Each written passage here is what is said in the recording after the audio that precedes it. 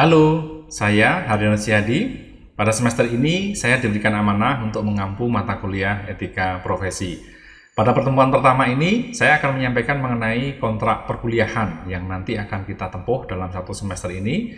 Selanjutnya, saya juga akan memberikan overview singkat mengenai mata kuliah etika profesi. Pada perkuliahan semester ini, karena kita masih dalam kondisi pandemi COVID-19, maka perkuliahan akan dilaksanakan dengan mekanisme full daring. Adapun outline yang akan saya sampaikan dalam pertemuan pada kali ini adalah yang pertama, kita akan membahas mengenai apa itu kuliah daring, gitu ya. Kemudian yang kedua, kita akan membahas kontrak kuliah, dan yang terakhir kita akan membahas mengenai overview singkat tentang mata kuliah etika profesi. Baik, pertama kita akan bahas dulu apa itu kuliah daring, gitu ya.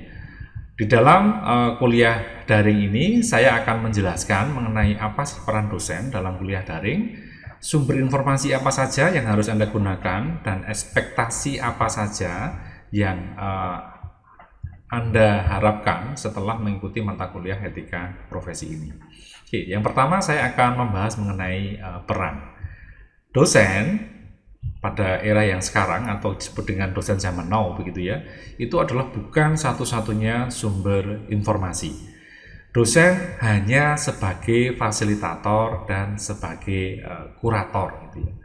Apa sih fasilitator? Fasilitator itu adalah menyiapkan informasi yang terkait dengan perkuliahan yang nanti diselenggarakan.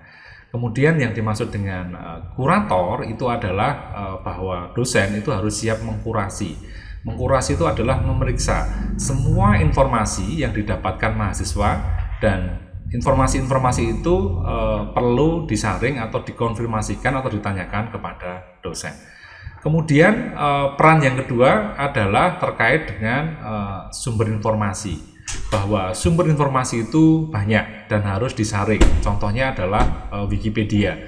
Wikipedia yang ada sekarang ini adalah jangan ditelan mentah-mentah. Karena apa? Karena tidak ada peer review di dalam informasi tersebut. Tentunya Anda harus mencari informasi lain atau second opinion untuk melakukan komparasi. Misalnya dari buku, dari jurnal gitu ya, yang tentu sudah di peer review sebelumnya. Kemudian ekspektasi apa sih yang Anda dapatkan gitu ya, atau Anda harapkan terkait dengan mengapa kita perlu belajar etika profesi. Oke, saat ini kita itu merupakan orang-orang yang bergerak di bidang teknologi informasi atau IT gitu ya kira-kira. Nah, di era globalisasi seperti sekarang ini, kebutuhan informasi itu sangat penting. Untuk menunjang apa? Untuk menunjang kehidupan kita agar lebih menjadi baik gitu ya. Nah, salah satu komponen penunjang dari era globalisasi itu adalah tentunya adalah para profesional di bidang teknologi informasi, yang tentunya mempunyai peran sangat penting dalam menyajikan informasi yang dapat berguna bagi masyarakat. Nah, para profesional di bidang IT tersebut haruslah memiliki moral serta etika gitu ya, yang baik agar pekerjaan sehari-hari itu dapat menghasilkan karya-karya yang dapat bermanfaat bagi masyarakat luas. Untuk itu, mengapa sih kita sebagai insan IT perlu mempelajari etika profesi? Dalam perkuliahan daring tentunya akan ada interaksi antara dosen dan mahasiswa dengan menggunakan bantuan teknologi informasi. Nah, berikut saya sampaikan netiquette kuliah daring yang saya ambilkan dari websitenya pika.ugm.id/file/netiquette kuliah daring. Pertama, etika di dalam perkuliahan daring secara tatap muka dengan media daring ya. Pertama adalah Anda harus menggunakan login, menggunakan identitas nama asli Anda gitu ya. Salah satu pengalaman saya ketika ada mahasiswa yang tidak menggunakan nama asli atau hanya menggunakan nickname, ketika saya mengoreksi nilai ujian gitu ya, saya kesulitan untuk mengkonversi nilai tersebut ke dalam nama, sehingga kemungkinan jadi nilai Anda tidak bisa keluar. Kemudian gunakan headset. Headset ini penting begitu ya, agar bisa fokus di dalam pembelajaran. Jadi biasanya dengan menggunakan headset itu akan membuat kita lebih fokus gitu ya.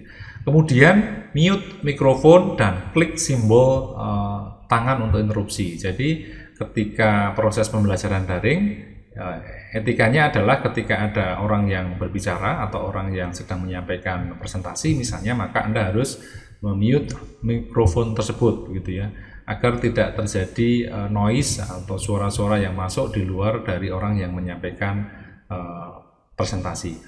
Kemudian ketika Anda ingin melakukan interupsi gitu ya, di dalam software atau tool di dalam kuliah daring itu biasanya ada tombol raise hand gitu ya, atau angkat tangan.